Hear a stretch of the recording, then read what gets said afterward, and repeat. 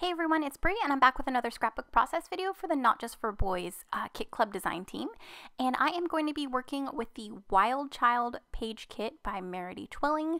And I'm so excited to show this process with y'all today. I am starting off using the powder blue basil cardstock that comes in the kit. And I'm just lightly brushing on some white gesso. I wanted to use this cardstock because the whole entire kit is very soft and has muted colors. They are using some bits and pieces from the Boho Baby line from Simple Stories, which I've been dying to get my hands on, so I'm so excited that it's in this kit. And so I wanted my page to be just soft and just so cute. And I decided to use like this photo of my boys from maybe like 14 years ago when they were just playing or laying with each other on the bed. So now that I've got my gesso on my blue cardstock, I'm going to go ahead and pull out some matching Distress Oxide inks from my stash. So I pulled out the cardstock stickers that come in the kit, and then I'm just going through my oxide inks, choosing the best colors that match. So I'm using Speckled Egg, Victorian Velvet, Scattered Straw, Stormy Sky, Tattered Rose, and Rustic Wilderness. So all I'm doing is I'm spritzing my background with a little bit of water, not too much, because this cardstock isn't as thick, so it will warp and buckle, so you just have to be careful. Now I'm just spraying some water, adding water to my smushed inks on my glass mat and painting the colors on. Now they look vibrant now, but when they dry, it does get really light. So what I do is after it's done drying, I'm going to go back in and ink blend the color on even more just to try to keep the colors a little more vibrant. I didn't want them crazy vibrant because, like I said, the kit is very soft and muted, and I didn't want too much mixed media. I just wanted just something a little extra on my background so that some color would peek out from my photo and embellishments. Now this Rustic Wilderness, it's super dark. So I add it on, and then I water it down, and then I also take my napkin to it just to kind of soak it up a little bit so it doesn't overshadow all of the other colors. Like I didn't want it to pop over everything. So now that it dried, you can see that the colors have like faded a lot. So I'm just going to bring in more of the color with some of my ink blending brushes, and I'm just going to carefully ink blend on the color.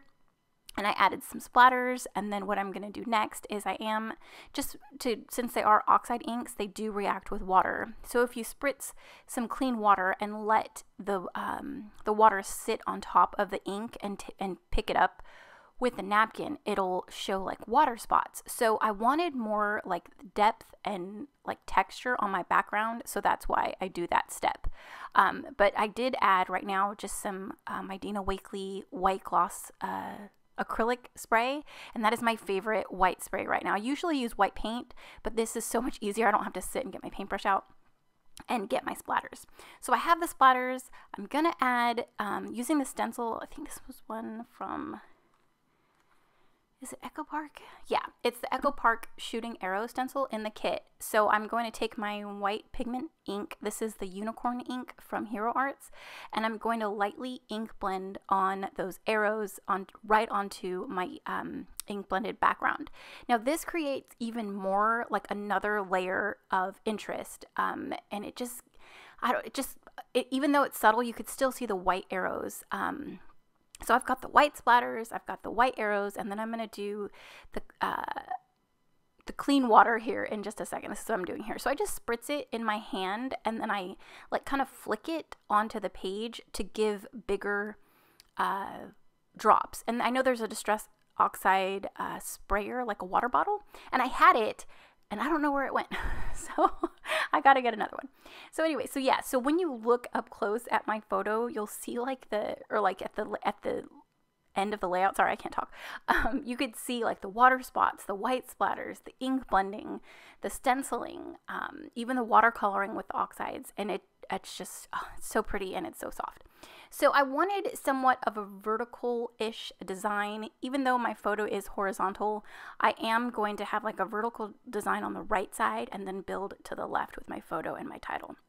So I took a couple of the pattern papers and I tore little pieces of them, and then I took this gorgeous ribbon from my stash. I think it's like some kind of silk ribbon from Hobby Lobby.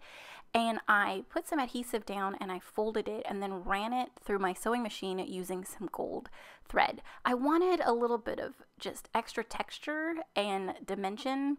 And I love adding just different elements of texture onto my page. So ribbon and twine and tulle and different things just to change it up. So I did add that and just to go along with the whole vertical design, and I love how it turned out.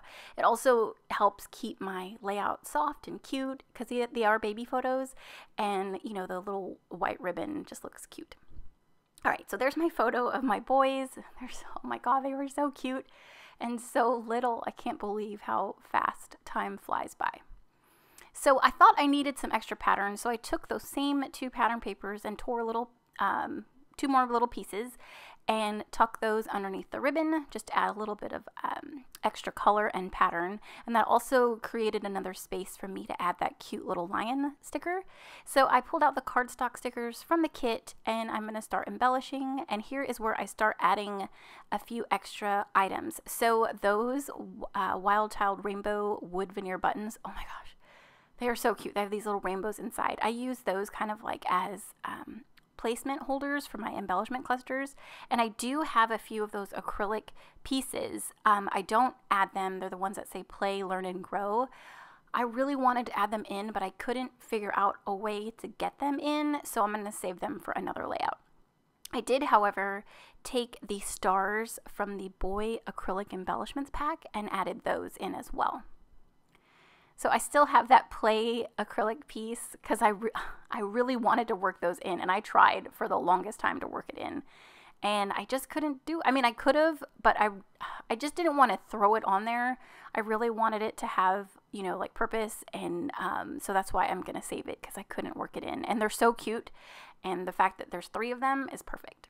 So lastly, as a finishing touch, I am taking the Wild Child sequin mix. That's so gorgeous. Oh my gosh, they have these little clay yellow stars in them and some wood grain sequins and white, and then there's a little bit of blue and is there a darker wood grain? I think there is a darker wood grain, but I'm just sprinkling those in just for some extra sparkle, and that's it. So here is an up-close little view of my layout. You could see the stenciling and like the painting of the distress oxides and the ink blending, and I just love it. And those, oh my God, those buttons are so cute. So here are some up-close shots. I will have everything linked in the description box below, but thank you so much for watching, commenting, and subscribing, and I'll see you in the next one. Bye.